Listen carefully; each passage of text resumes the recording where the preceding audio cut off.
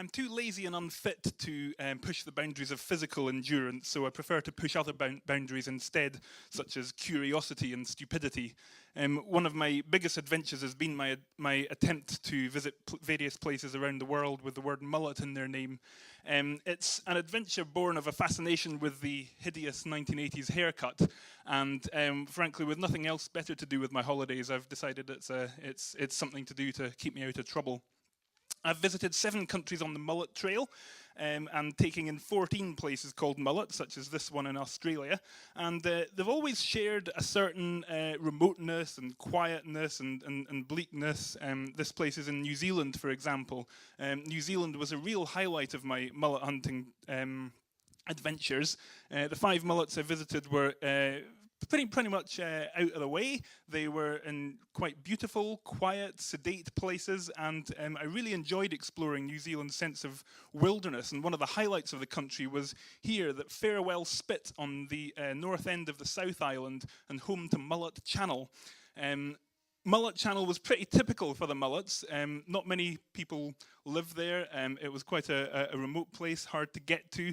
And from dull Toronto suburbs to the Californian deserts, the mullets have always tended to be in places where you won't find many people, you won't find many visitors, and you certainly won't find anyone who's traveled across the world to be there.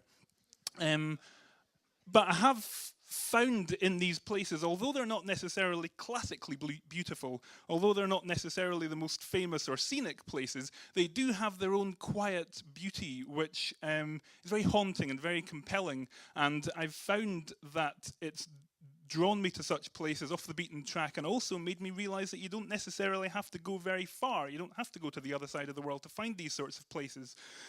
For example, I travel very regularly for my day job between my home in Inverness and here in Edinburgh.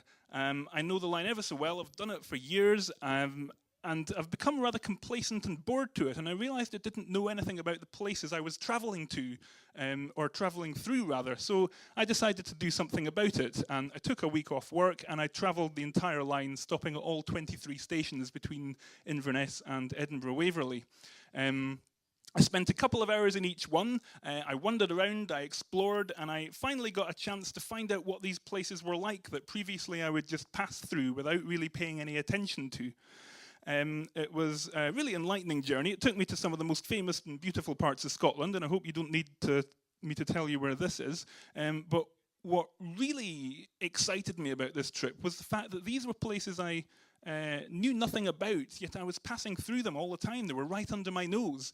And so it was really important that I tried to actually find something out about these places. For example, the very first stop on the trip was Carr Bridge. It's half an hour from my home by train, and I'd never been there. And so it was great to actually get there and see somewhere new. And there were plenty new things I saw along the way, from crumbling old castles to dodgy pubs and cute coastal villages and abandoned factories. And it was wonderful to be able to go beyond the blur of the train window as it passed and see what was actually in all these curious sorts of places.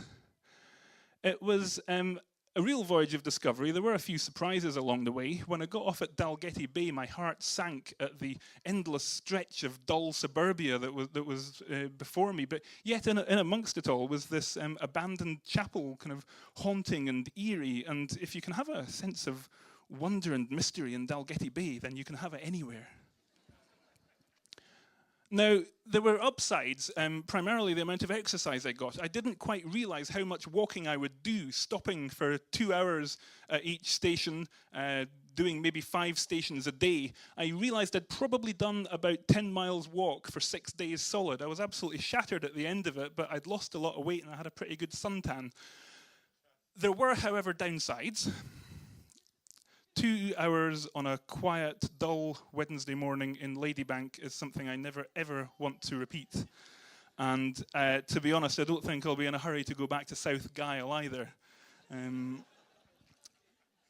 But that's the nature of the challenge. But even in these dull and boring places, there was still a curiosity, a quiet beauty, a serenity, and even some intriguing local residents to meet. And it awoke my mind to the idea that you don't really need to go very far to find beauty in amongst the mundanity of every day. For example, this is just a couple of minutes walk from my home in Inverness on the riverside, and yet it feels like another world. And it's just great to be able to explore the beauty that is on your doorstep. And in and around Inverness, there's all sorts of amazing places to visit, from beautiful mountains and coastlines and rivers, and even old abandoned railway lines. And I'm sure it's the same in Edinburgh as well. If you just bung on a pair of decent boots and go for a walk through a park you've never visited or a suburb you've never been in, and just see the world in a different way, see something new. And if you're a little bit more adventurous, perhaps you could go further afield. In Inverness, we're very handy for some of the country's best cycling opportunities, camping, hill walking. But the great thing about Scotland, such a small country with great access to the countryside, is that you don't necessarily need to be in a place like Inverness to get to these sorts of places. You can do that in Edinburgh too.